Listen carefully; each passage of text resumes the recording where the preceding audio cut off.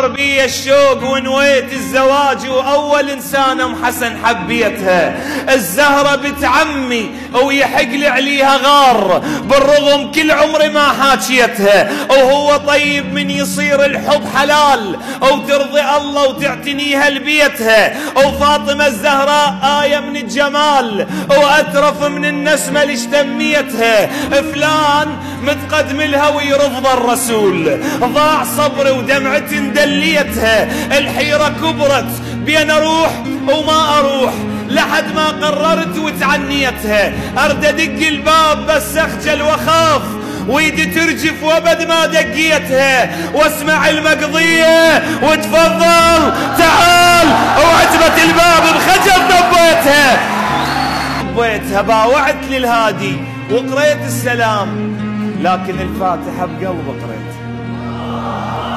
قلت له عندي حكاية وارد احكيها خاف، قال لي قول، ودنقت وحكيتها.